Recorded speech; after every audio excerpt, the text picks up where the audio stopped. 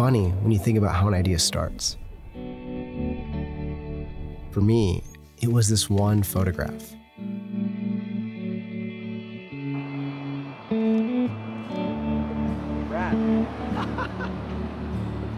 And what can I really say about Ansel Adams, you know? He inspired a lot of people. To be honest, it wasn't necessarily his photographs that were so meaningful to me. It was his drive and his sense of adventure.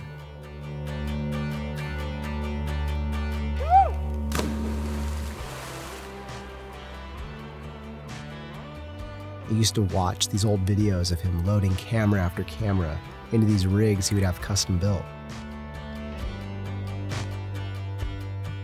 You know, he used this van to travel around the country and capture what we know today as some of the most iconic and stunning photographs of nature in the entire art form.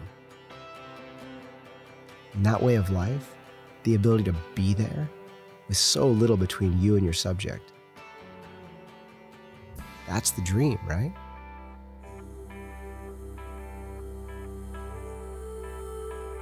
That's what we're all after. And I wanted that too. I guess the original idea behind building out a van was so I could be closer to the places I love, with the people that I care about. I needed to build this thing from scratch, and it was pretty obvious I wasn't going to do it myself. My name's Chris Burkard, and this is Scotty Nelson from Adventures. And basically, 6 months ago, I came to Scotty with sort of this project. I looked for months. I mean, out in the Midwest, I finally found her. A 2006 Sprinter, diesel, low miles, plenty of headroom and space. Perfect place to start. The goal in the beginning was simple: make the ultimate photography travel vehicle, or something close to it, somewhat within my budget. You lift this guy up and you have this awesome little storage unit in here. You know, I have a duffel full of clothes, just tripods, you know, laptops, like a bunch of storage in there. Locking drawer, it's currently overstuffed. I love this rack. The thing is aerodynamic, super sleek, and it literally swallows gear. It has to be able to have like water and power and solar. Yeah, my goals are a 1250 Yeti, and also another backup battery that's charging. 2 Boulder 90 solar panels. These are literally built-in flush. Van life isn't always stinky. You don't have to be stinky. You can actually shower. I've got a portable shower unit, a pumpable, awesome little shower. So we've put these Polk audio speakers in here. Water can go on them, it's not gonna really ruin them. This light bar lights up the night sky. It's insane, like it lights up everything. Kamek makes this big, rad, red camping quilt. What we ended up doing was we ended up making this kind of complex, like Jenga puzzle of a bed, and it works super well. You're gonna lock yourself in there. This is like a scene from like MTV Cribs, but with vans.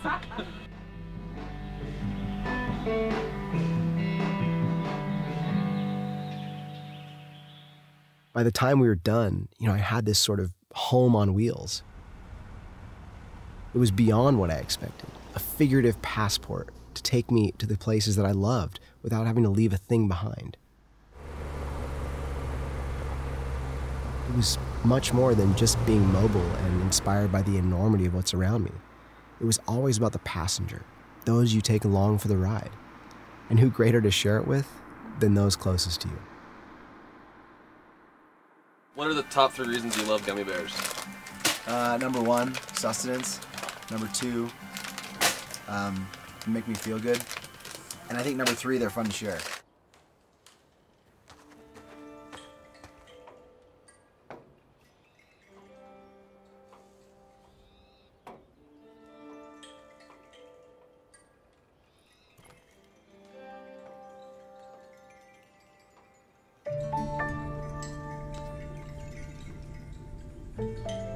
I can vividly remember my first road trip.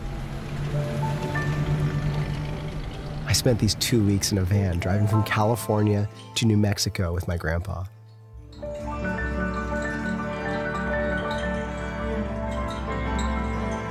He was so determined to share these places with me.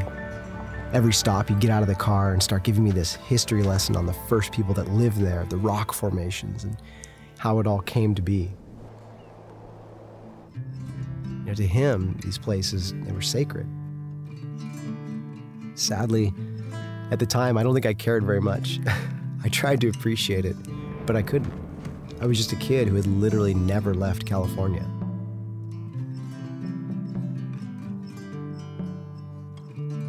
And to all of a sudden realize that the world was so big was kind of overwhelming. I think he knew more than anyone else that I needed it. Growing up without a dad left a lot to be experienced. We took this trip every summer, starting in the Sierras all the way down to New Mexico. I've realized that those trips may have been some of the most important in my entire life. Without even really knowing it, he had instilled these values about appreciating the natural world. I don't think I've ever actually taken the time to say thank you, but I know he looks at what I'm doing now, and he knows that that guidance was, well, it was everything.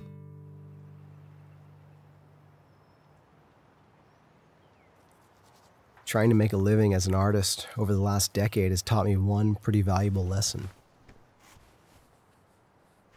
No amount of money is ever going to make the job worth it. Time to get naked.